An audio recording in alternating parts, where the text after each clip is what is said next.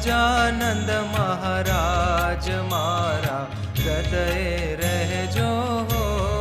કરુણા સાગર હે વૃષરાજ મને તબ દર્શન દેજો હો.